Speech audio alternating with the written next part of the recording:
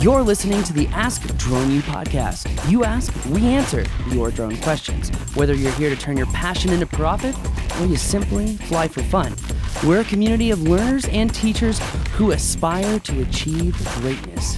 We are Drone U. Hey everyone, and welcome to another fantastic episode of Ask Drone U. I know you're making those comments on remote ID, and my name is Paul. Telling those personal stories, and my name is Rob. Welcome to the show. I don't even know what number show this is. I think it is 1074. Either way, super happy, super thankful that you are spending a few minutes of your day with us. It's very cool. We really do appreciate it. Yes, we do really appreciate it. This is going to be one of those shows that I think everyone's going to learn so much more from Rob than from me. And I'm really excited about that because there's so much information when it comes to business that's up in this guy's head. And getting it out of him sometimes is like pulling teeth. So I'm really, really excited as today we're going to be talking about a question, which is when is the right time and what to consider when you want to hire on a new employee. Before we play the question is brought to you by the Drone U Fly-In. Don't forget, a conference with over 20 flight missions. That's right, you're going to be competing against 60 other pilots as you creatively showcase a Netflix studio site, or you can map it and partake in the technical flight missions to understand how to map the most complex environments. If you're like me and you love traveling and having drone adventures that actually pay off, that give you real things in return, then you're not going to want to miss the Drone U Fly-In. So just go ahead and sign up before it sells out, because we're like already halfway there, and yet it's 3 months away. And we've never been that full before. So it's nice the word is getting out. So make sure to go sign up right now, droneuflyin.com. If you feel like you're questioning your skills, your confidence, or you're nervous, we can nix all of that with one day at Flight Mastery. So if you're like, I really want to go to that, it sounds like a lot of fun, I just don't know if I'm good enough, you are good enough, okay? You might just need some special little hacks that will help you be that much better. And if that's the case, then come to Flight Mastery. It's our world-renowned class, the class that's required by the NTSB for their homies. They don't call them homies. Yeah, they don't call them homies, trust me. So, yeah, nor do you the morning of the class. No. What up, homies? Yeah, I definitely do not say that. But you're not going to want to miss it. Just join us. In fact, I still got to talk to Dan Brockett, Officer Dan. He's not a real officer, but we call him Officer Dan. Which is funny. Yeah. He's what everyone hopes a police officer would be. So, which is a non-police officer, police officer. Yeah. We're calling a spade here, okay? Yeah, so I wanted to speak really, really quickly to the point about how can you come, and because it's obviously going to cost you some money to come to the fly-in, but I just feel like there are multiple ways that you can pay that back to yourself, to your business, exponentially, right? So you're going to be able to come and learn how to write articles that most people don't know how to do if you come to the business part of it. You're going to learn from someone who has built an incredibly successful internet business using article writing. Hiya Kestelou. Really, really excited that he's coming. We're going to learn from Paul how to go sell. We're going to do some business masterminding. What? Oh, yeah, no, I know what you're thinking. Yeah, I know what you're thinking. Yeah. We didn't record that, so you can't use it. Anyways. We should have. We should. Totally. I agree.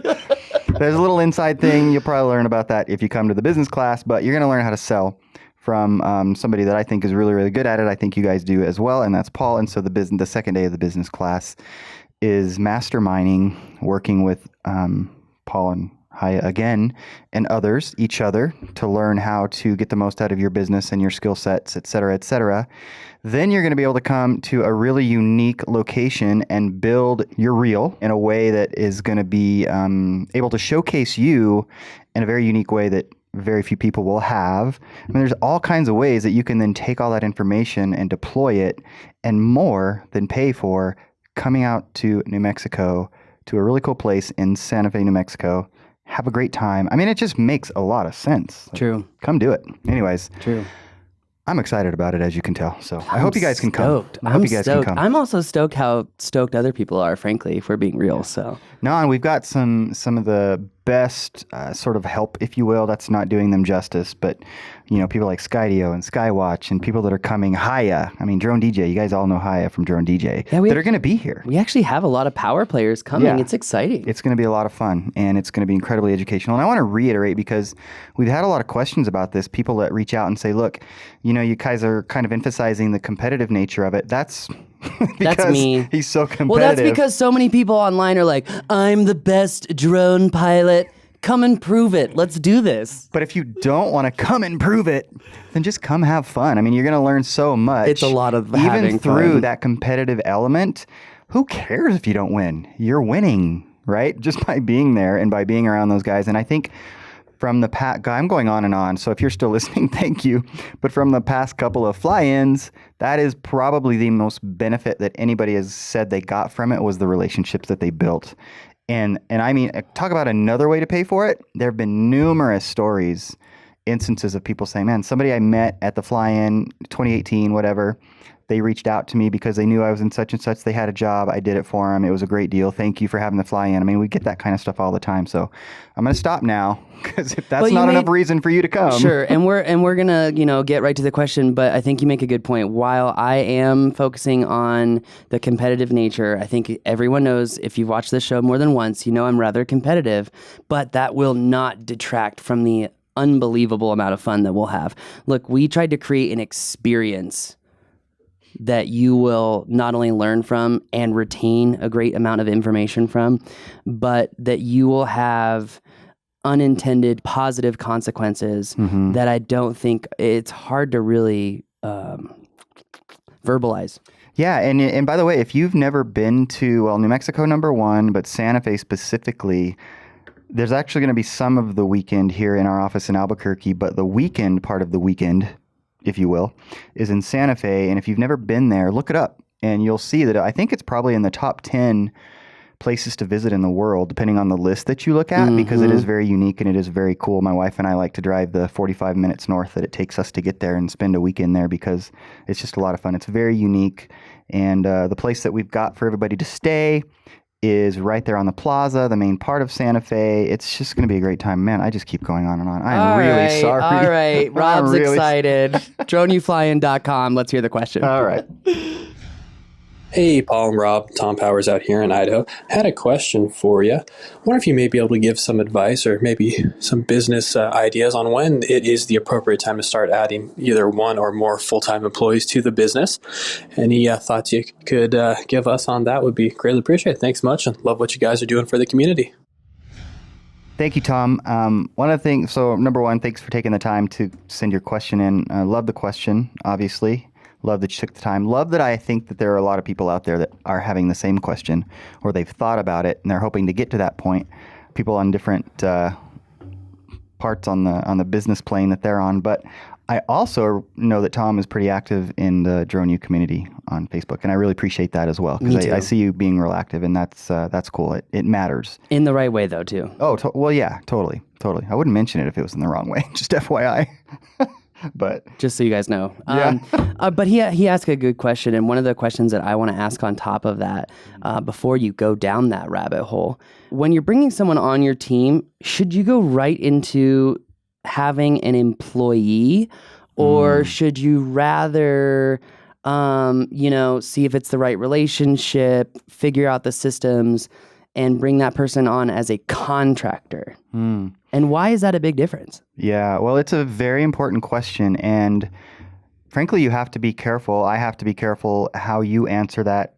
We'll start with how I answer that, but then how, more importantly, you answer that for your business, because of the laws and the regulations surrounding the answer to that question. So let's just get rid of that question right away. And that is, in order to even have the option of bringing somebody on as a contractor, otherwise known as a 1099 employee, then they have to meet certain criteria. I'm not going to go into all that criteria now, but you can find it online, obviously. But there are some pretty easy to miss gotchas where you don't want the Department of Labor, you don't want the IRS coming after you saying you should have done this based on X, Y, and Z variables that you totally ignored, tried to get this person on as a 1099 employee so you could get out of paying your payroll taxes, which might not be why you did it, probably isn't why you did it, but if you're not careful, you can get caught.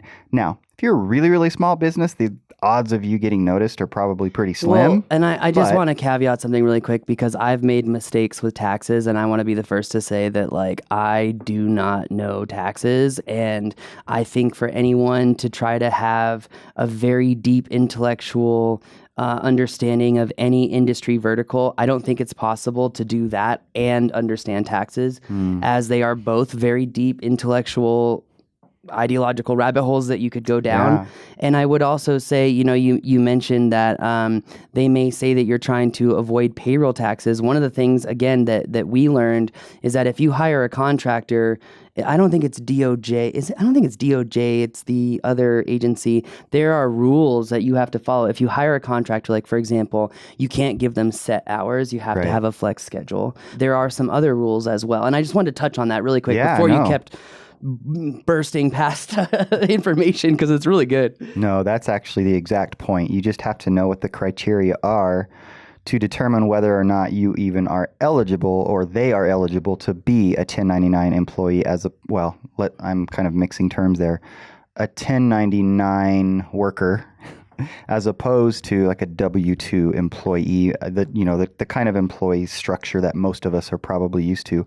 Although with this audience, that may not be the case. There's probably a lot of 1099 work going on with the audience that we have. So or W-9, depending on how they have things structured. Well, the W-9 is the form that you fill out that leads to the 1099. See, I told you I didn't know about taxes. That's connected. That's connected. But nonetheless, yeah. So I like the thought if you're in a place where you have some flexibility, you have some tasks or even some engagements, some projects whereby there's specific types of expertise that you need help with, either because you don't have time or because you don't have the expertise. And so you bring somebody on not as an employee, but as a contractor. And you say, this is my task, and you should have a contract with them technically that says this is the task and or the project. And if you have that environment, then going with the contractor / 1099 person makes a lot of sense. And it's actually a great way to determine whether or not that person is a good fit, which is what you alluded to when you asked the question in the first place. So definitely something to consider. It can be more of a short-term, project-based analysis of that person and of that need, frankly. There's actually a lot to get into on this, and we probably won't get into all of it. I think... Is this something that you talk about in the business course? Because a lot of people do not know that we have one of the longest business courses, like as far as, in the drone world, the drone industry. Yeah, so Tom and others, if you haven't listened or watched that part of the business class, then you should certainly do that. But, kind of just maybe a little bit more philosophically answering the question, let's start there. One of the things that we've learned, and I think probably all of you or most of you know, is that it's really, really important that you don't just work in your business, but you work on your business. So one thing I would say is if it's starting to feel like you don't have time to work on your business, I think that's a good thing to pay attention to in terms of I probably should start thinking about or looking at getting help with some of the tasks that have to be done for the business that I have, right? And one of the things that we've done, and our partner Tim, who you all should know, he's gotten really good at picking people out of sort of the internet world, be it Upwork, be it other avenues. And we have found some amazing people that have been with us for years through that avenue. And so that's one way that you can go as well, particularly if it's something that can be done remotely, which obviously there's a lot more of that going on in our world nowadays, particularly with the way the millennials think and want to work, and I can totally understand why. So what about Generation Z? Because I feel like they're the ones that when everyone talks about millennials, I really feel like everyone's talking about Gen Z and not millennials. Because people need to remember, we're the generation that didn't have cellular connected smartphones at the age of 12. We're the last generation who understands the importance of kids growing up outside with independence. No, that's fair. It's just, I guess the reason I would say millennials at this juncture as opposed to Generation Z is that Gen Zers aren't quite into the workforce yet.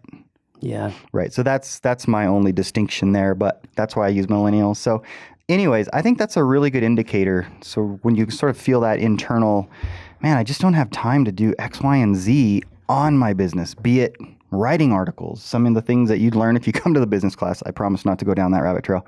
But when you start to have those feelings and you start to see that you're just so busy working on things that you have to get done for clients, et cetera, you don't have time to market. Because one of the things that you might find in the business cycle, and I learned this a long time ago from a mentor of mine relative to the mortgage company that we had, is if you find yourself getting really, really busy and doing a lot of loans, for example, and then you're working on those loans so much that you forget to network and market, then Sales cycle. It is just the sales cycle, right? And it covers all industries, right? And so you'll start to see that perhaps. To finish what he was saying, though, you have this long down trough where you're working and you're not bringing in new business. Right. So you essentially, you get that huge payday, but then you're broke again for 3 weeks because you didn't have some... Or 3 months when you have a long cycle like the mortgage business. Yeah. And that's, and then, you're back to square one. Whereas if you had these autonomous systems, and that's part of what I'm teaching at the business course for the Flyant, if you have these autonomous systems, it really, really makes getting business easier. But there are also autonomous habits that if you create, in my opinion, personally, that you can be quote unquote always selling without even thinking about it. True. And that's something that is particularly relevant today with the many, many ways that is possible. So absolutely, you're right. That can mitigate that particular issue quite a bit. The other thing that comes to mind in terms of, thinking this through, when should I bring somebody on, whether it be 1099 or employee? I think number one, I am going to make the assumption that customer service is really, really important to all of you. Why is it important to you? Why do you think that customer service is so important that you had to just say that?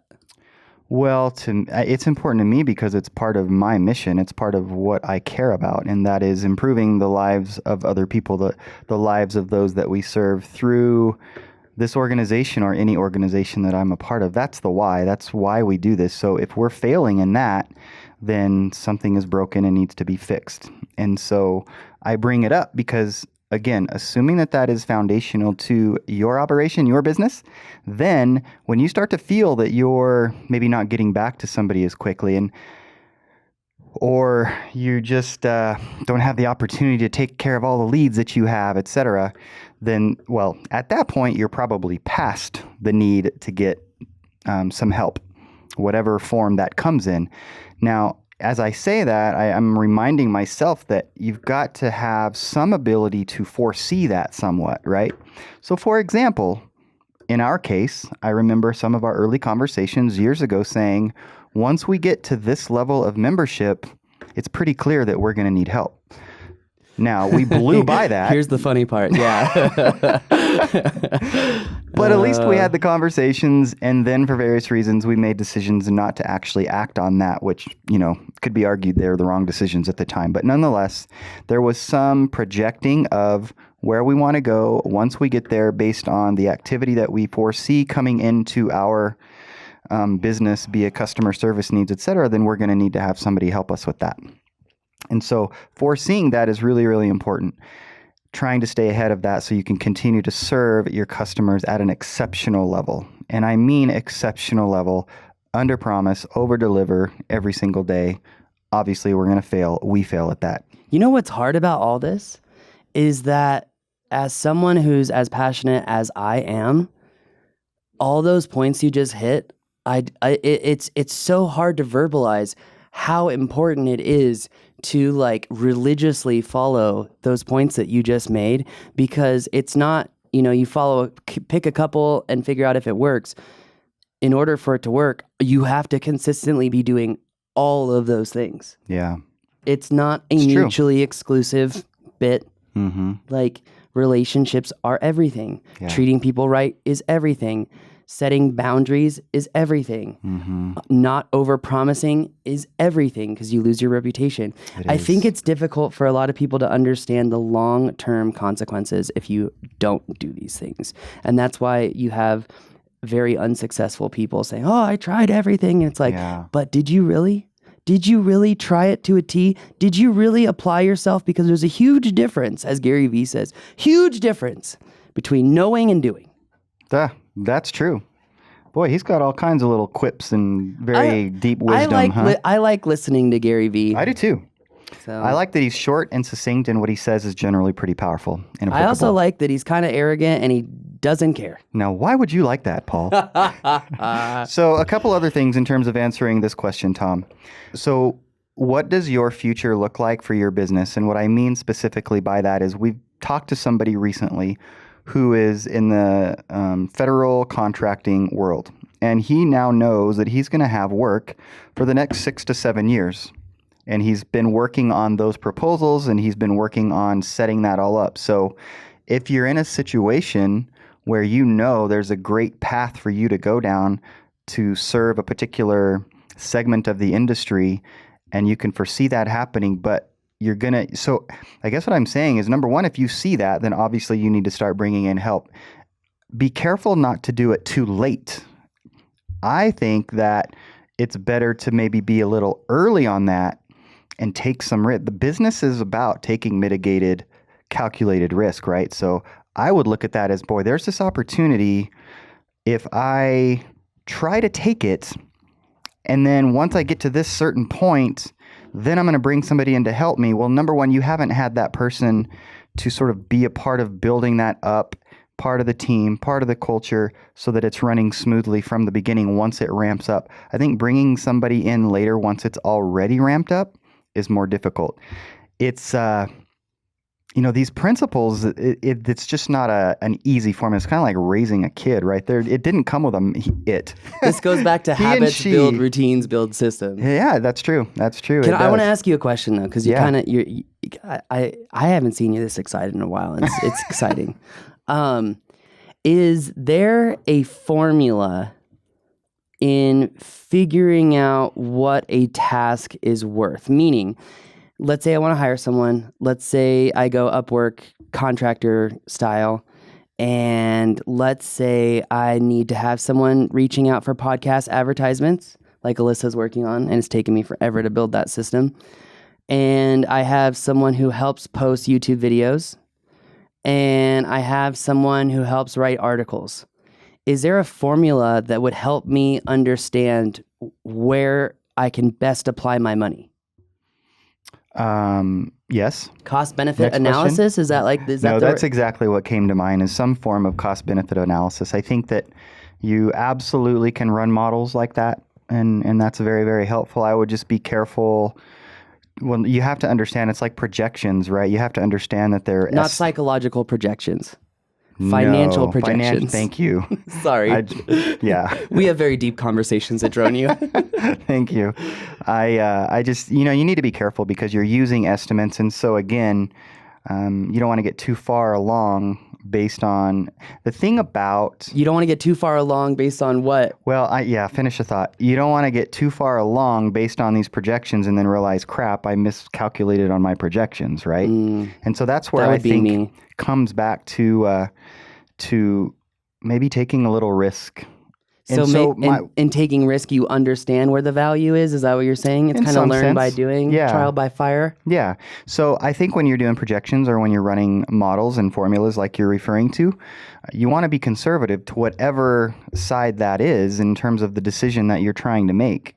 And so I think maybe the intuition would be, if I'm running a model of this potential new business opportunity or this new channel within the kind of work that I'm able to do, and I see this opportunity, well, I'm going to be conservative and say, I want to bring somebody on no later than when I reach this threshold, which I think is going to come 6 months from now. I think the conventional wisdom might say, okay, let's be conservative and call it 8 months. Well, I might say, at least consider, let's be conservative and call it 4 months.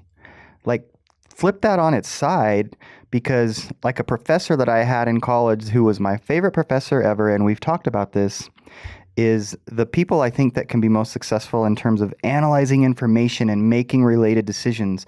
They have the ability to see both sides.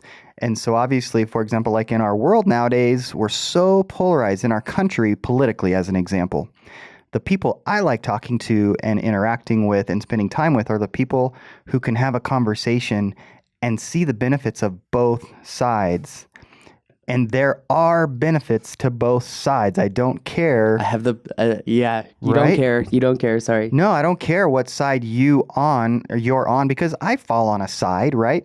But that doesn't mean I ignore everything over here. And so it's the same kind of thing when you're having this sort of evaluation in your business. It's like, yeah, I'm going to be conservative because I think based on these numbers and what I've been told I can do and the relationships I'm making, I think by out here, I'm going to be ready to have someone, so I'm going to start here. Well, maybe be a little bit more aggressive with that. Why? Well, it's positive thinking. Number two, maybe that person helps you get here in 6 months instead of 8 months. So the point is, you've got to be thinking of it in those terms, I believe, and then making decisions according to that. Now, the bottom line is you either have the funding or you don't. I mean, we have to be realistic about it as well, right? I mean, that's something that we deal with. Yes. What? Okay. I'm going to say this right now. I feel this needs to be said. It is very real that we are, but even others are resource limited. Do not confuse that with resourcefulness. You may not have resources, but you can be resourceful and solve problems. Mm-hmm. And I felt the need to say that. There was another You're point absolutely right. that you had made earlier that I wanted to touch on, but it's lost my head. I've lost the thought at this moment.